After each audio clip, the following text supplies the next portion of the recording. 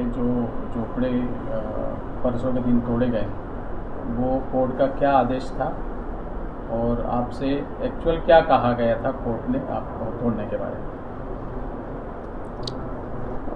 178(3) मालदेव शिवार Malegaon corporation की हद के अंदर एक खाजगी ज़मीन है 178(3) में। वहाँ लगभग 2017 में कुछ कच्चे घर थे। फिर वहाँ का जो मालिक है ज़मीन का, उसने पुलिस स्टेशन में कंप्लेंट दी थी। आगे चल के 2022 में वो मालिक ने हमारे पास तकरार की कि मेरी जगह पे ऐसा ऐसा एंक्रोचमेंट अनऑथराइज्ड बांधकाम हुआ है, वो हटाओ। हमारे लोगों ने वगैरह नोटिस वगैरह दिए, लेकिन उनको हटाए नहीं। फिर उसने माननीय उच्च न्यायालय मुंबई में रिट पिटीशन दाखिल किया। तो वो हियरिंग, उसका रिपोर्टिंग वगैरह चलते रहा।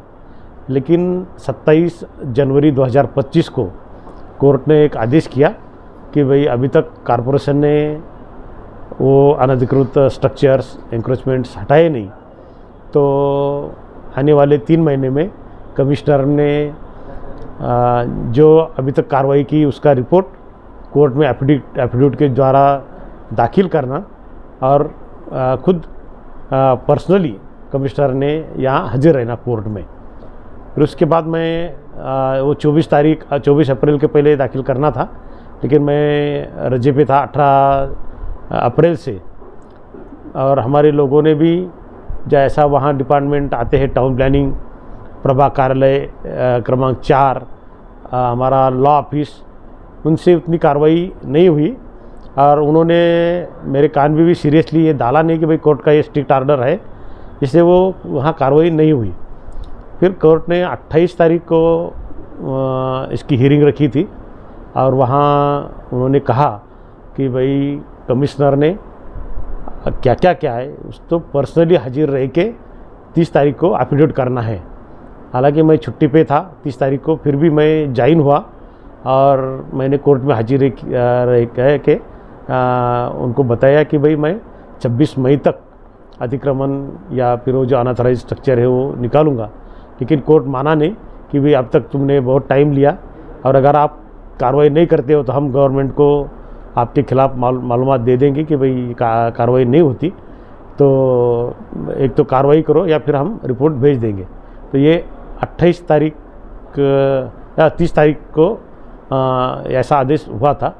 फिर उसके बाद मैं 1 तारीख को यहाँ आया, अपना महाराष्ट्र दिन का झंडा वंदन हुआ और वहाँ मैंने एक मीटिंग ली कि भाई ऐसा ऐसा कोर्ट का स्ट्रिक्ट ऑर्डर है कि भाई आपको ये अतिक्रमण निकालना ही है और 5 तारीख को कोर्ट में एफिडेविट दाखिल करके भाई ये कार्रवाई की है ऐसा दाखिल करना। वो हिसाब से हमने फिर वो कार्रवाई की। इसमें फिर हमने पुलिस की मदद ली, प्रभाग क्रमांक 4 के सभी ऑफिसर और कॉरपोरेशन के सभी बड़े ऑफिसर, सभी प्रभाग अधिकारी, उपायुक्त, अतिक्रमण विभाग के सभी अधिकारी, इनका मिलजोड़ करके 3 और 4 तारीख को हमने ये कार्रवाई की है। लगभग 54 वहाँ ये अनऑथराइज्ड स्ट्रक्चर थे, वो लगभग 50 तक हमने 3 तारीख तक तोड़े और लगे बचे वाले 4-5 हम 4 तारीख को तोड़े। और इसका ये एफिडेविट मैंने कल यानी 5 तारीख को कोर्ट में दाखिल किया। कोर्ट ने ये हमारा रिपोर्ट एक्सेप्ट किया और केस को डिसमिस कर दिया। यहाँ ऐसा मालूम पड़ा है कि जो ज़मीन मालक है, अभी इसके 178(3) के बारे में मैं कह नहीं सकता, लेकिन गांव में ऐसा कुछ शुरू है कि जो ज़मीन मालक है वो किसी एजेंट दलाल के द्वारा जीपीए देके या ऐसे ही 12-25 के प्लॉट गिराते हैं और वो आवाम को, नागरिकों को बेचते हैं। तो जो गरीब लोग हैं वो तहकीकात नहीं करते, कागजात की कॉरपोरेशन नहीं आते या कुछ ये नहीं करते और सादे बांड पे या मुँह बोले ऐसे ही प्लॉट पकड़ के वहाँ अपना घर बसाते हैं। लेकिन ये बहुत सारा गलत है, इससे मालकी भी लोगों को मिलती नहीं। तो मेरे आपके माध्यम से एक आवाम से रिक्वेस्ट है कि जहाँ लेआउट हो, जिसकी खरीदी बाकायदा सब रजिस्ट्रार ऑफिस में होती हो, ऐसे प्लॉट खरीदी करें, इसकी हमारे टाउन प्लानिंग से मालूमात लेते जाओ और फिर ही खरीदी करो, क्योंकि गरीबों ने बहुत कष्ट करके अपना पैसा जमाया रखता है और फिर वो कम पैसे के लालच में वो ज़मीन लेते हैं और फिर ये ज़मीन मालिक बाद में 5-10 साल बाद बोलते हैं कि हमने ये बेची नहीं, या ऑथराइज हमने खरीदी दी नहीं, ये लोगों ने हमारे ज़मीन पे कब्जा कर लिया, अनऑथराइज कंस्ट्रक्शन कर लिए और कारपोरेशन के ज़रिए वो निकालने की बात करते हैं, फिर कोर्ट द्वारा हो या कंप्लेंट करके हो। तो मेरी गुजारिश है आवाम को कि भाई आप जो एनए वाले, लेआउट वाले, कारपोरेशन ने मंजूर किए वाले और सब रजिस्ट्रार जिसको खरीदी दे वो ऐसे ही प्लाट खरीदे। आगे चल के हम भी अभी जो कारपोरेशन की जगह है रोड के अंदर भी जहाँ कुछ झोपड़े बैठे हैं वो भी निकालने की कार्रवाई अभी कंटिन्यू रखने वाले हैं। और ऐसे जो भी हमारे कारपोरेशन की जगह पे जिन्होंने कब्जा किया उनको निकाला जाएगा।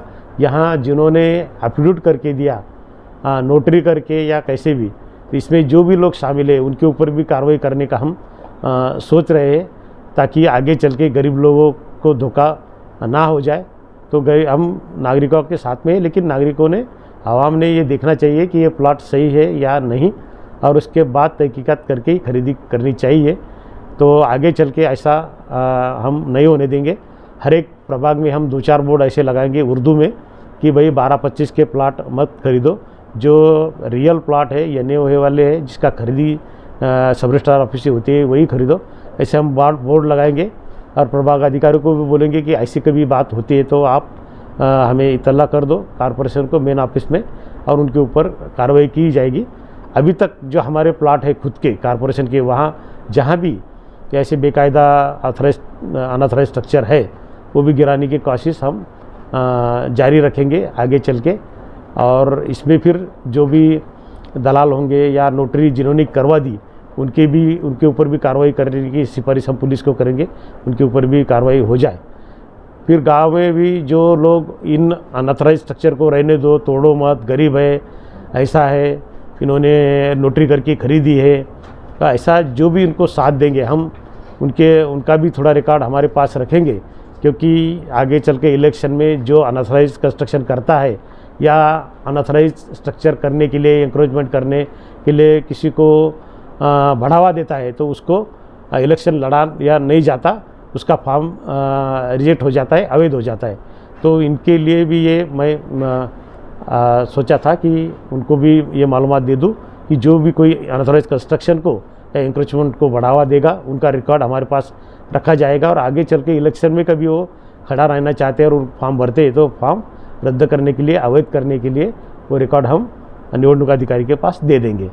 तो एक बार फिर मेरी आवाम से गुजारिश है कि आप ऐसे 12-25 वाले जो झूठे या सरकारी जगह पे, रास्ते की जगह पे, कारपोरेशन की जगह पे जो झूठा लेआउट करके प्लाट बेचते उनसे थोड़ा सावध रहिए, वहाँ खरीदी मत कीजिए, क्योंकि आपका खून का पैसा है, कष्ट का पैसा है, वो ऐसा एक गलत तरीके से खरीदी करने में ना जाए। क्योंकि आगे चल के यही ज़मीन मालिक या एजेंट लोग कोर्ट में दावा करके हमारे पास तकरार करते हैं कि भाई ये अनऑथराइज स्ट्रक्चर हमारी जगह पे है, वो निकाल दो। तो ऐसा नुकसान न होने के लिए मेरी गुजारिश है सभी लोगों को कि ऐसे अनऑथराइज प्लॉट खरीदी मत कीजिए। सर, ये जो आपने कहा अतिक्रमण निकाल दिया, इलीगल कंस्ट्रक्शन था वो आपने निकाल दिया, तो क्या आपने वो निकाल के जगह मालिक को वो जगह ताबे में देने का ऐसा आदेश कोर्ट ने दिया था आपको? नहीं, हमें इस कोर्ट के आदेश में कहा गया था कि ये अनऑथराइज स्ट्रक्चर्स जो है वो रिमूव किया जाए, तो हमने वो रिमूव कर दिए। अभी जगह के मालिकी के बारे में हम कोर्ट ने कुछ बोला है ना हमने कुछ आदेश दिया है। यानी वो जगह जो है उसको उनको दे देना, ऐसा आपको नहीं बोला गया? नहीं, हमको ऐसा नहीं बोला गया। यानी सिर्फ आपको ये अनऑथराइज कंस्ट्रक्शन हटाओ ऐसा ही बोला गया था, वो उतनी कार्रवाई हमने की है। अभी दूसरी बात ये आ रही सर, उसको डिमार्केशन किसने किया कि यही अनऑथराइज था? ऐसा सिटी सर्वे का कोई रिपोर्ट था या कोई और अथॉरिटी जो आपकी, उसकी रिपोर्ट आपके पास थी? आपके लोगों ने नोटिस जो दी, आप बोल रहे 55, वहाँ पे बता रहे 80, कोई बोल रहा 140, ऐसा तो आपने तो तोड़ते टाइम तो 100 से ज़्यादा झोपड़े तोड़ डाले। नहीं, रिकॉर्ड के हिसाब से 54 अनऑथराइज स्ट्रक्चर का हमारे पास रिकॉर्ड था। वो हमने 178(3) में जो है हमारे टाउन प्लानिंग के लोगों ने सर्वे किया था, प्रभाग के लोग वहाँ गए थे, उन्होंने वो मार्किंग की थी और वो हिसाब से हमने वो अनऑथराइज्ड स्ट्रक्चर्स हटाए। सर वो लेकिन वो 100 से ज़्यादा है नहीं, इसके 100 से ज़्यादा है नहीं, वो लोग मुझे इसका पता नहीं। तो आप 50 बोल रहे हैं ना, तो 50 54 बोल रहे हैं ना आप, तो वहाँ पे सर तो वो 100 से ज़्यादा है। ऐसा कौन बोल रहे हैं? वो लोग बोल रहे हैं कि नहीं हमारे नहीं, घर ऐसा 100 से ऐसा बोलने से नहीं होता। हाँ। तो एक्चुअल में जो कि हमारे पास तो यादी 54 की थी, हमने 54 लोगों को नोटिस दी थी और वही हमने हटाए हैं। सर इलीगल जगहों पर भी कॉर्पोरेशन घर पट्टी केर पट्टी लगा देती है, हम लोग समझते हैं कि ये जो अच्छी जगह है इसको नहीं, ये जो नगर पालिका या महानगर पालिका का एक्ट जो है वहाँ प्रॉपर्टी टैक्स का जो सवाल आता है, तो हम किसी से भी प्रॉपर्टी टैक्स ले सकते हैं, लेकिन प्रॉपर्टी टैक्स लगाना ये मालकी हक का पुरावा नहीं होता। ये कई जगह एक्ट में लिखा है और प्रॉपर्टी टैक्स लिया तो ये स्ट्रक्चर ऑथराइज हुआ, ऐसा नहीं होता।